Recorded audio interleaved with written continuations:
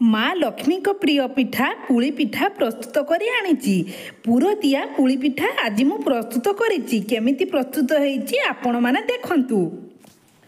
नमस्कार सांग माने मु ज्योति ज्योति होम किचन आपण मानकु गोटे सुंदर रेसिपी पाई स्वागत जणाउची। आज मु पुली पिठा प्रस्तुत करी आनी माँ लक्ष्मी को प्रिय पुली पिठा ओ जगन्नाथ को 56 भोग भितर गोटे भोग ताहा होची पुली पिठा। मार्गशीर मास लास्ट गुरुवार से आपण मानक पुली पिठा प्रस्तुत करी आनी। एही गुरुवार रे आपण माने पुली पिठा प्रस्तुत करंतु और माँ लक्ष्मी के पाखरे भोग लगंतु देखिबे आपण मानक बहुत पसंद आसीबो। मु नुवा ट्रिक रे गोटे पुली पिठा प्रस्तुत करी आनी। आशा करूची आपण मानक भल लागिबो। जदि भल लागे मो चैनल को जदि नुवा अछंती चैनल को जदि सब्सक्राइब करना तो प्लीज सब्सक्राइब कर नेबे और पाखरे थिबा बेल आइकन को दबी देबे जहा फळे नुवा नुवा वीडियो सर्वप्रथमे देखि परिबे। चलंतु रेसिपी स्टार्ट करिबा। पुली पिठा प्रस्तुत करने मु गोटे बाउल अरुआ चाउल को नहीं गोटे बाउल अरुआ चाउल को अधा मु बिरी नहीं जेतिक चाउल नेबे ता अधा बिरी को नेबे। एबे मु ताहाकू पानी दे भल से धोई आनिमी। देखंतु मु भल से ताहाकू धोई आनिली। आपण मानक मु देखि दउची मु भल से हाथ साहाय्य चकटी ताहाकू धोई आनी। एबे ताहाकू मु कभर करी बतरिबा पई 2-3 घंटा छाड़ीबी। देखंतु मु 3 घंटा परे आपण मानक देखि दउची चाउल और बिरी भल से बतरी जाइची। एबे ताहाकू ग्राइंडिंग करिबा। ग्राइंडिंग कला बेले पानी देखिकी देबे। एही पिठा बहलिया होई थाए बेसी पानी देबे नाही अल्प पानी देई ताहाकू ग्राइंडिंग करिवे। देखंतु मु अल्प पानी देली अल्प पानी देई मु ताहाकू ग्राइंडिंग करी नै आसिली। देखंतु ग्राइंडिंग करी नहीं आसी सबको एबे मु ग्राइंडिंग करी नहीं आसी। एबे कभर करी मु 3 घंटा छाड़ीबी। एबे शीत दिने सेति पई मु 3 घंटा कभर करी छाड़ीली।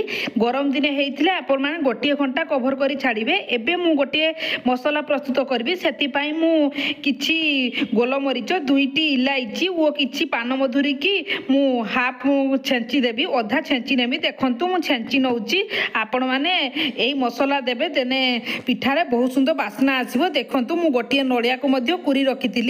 मु गोटे नड़िया को पूरा प्रस्तुत करबी। सेति पई मु कढ़ाई रे किछि नड़िया को देली सेथिरे मु किछि चीनी को देली। आपण माने चीनी बदल रे गुड़ मध्य एठी यूज करि परिबे। गुड़ रे कले बहुत टेस्ट हबो। मु गुड़ नथिला सेति पई चीनी रे करिछि। एबे सेथिरे कुटी रखिथिबा मसला रु अल्प दबा सेथिरे देला परे मु गोटी एमती गुळेई देली। देखंतु एबे पूरा प्रस्तुत होई सारिछि। एबे काढी रखिबा। देखंतु मु आपण मानकु देखि दउछि 3 घंटा परे ताहा अल्प फुली जाइछि केते सुंदर स्मूथ होई जाइछि।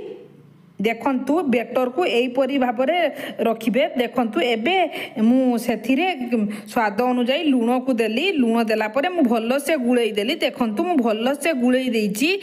एबे गुंड करी रखितिबा मु मसला को देबी। देखंतु जे मसला को मु गुंड करी रखितिली ताहा को देली।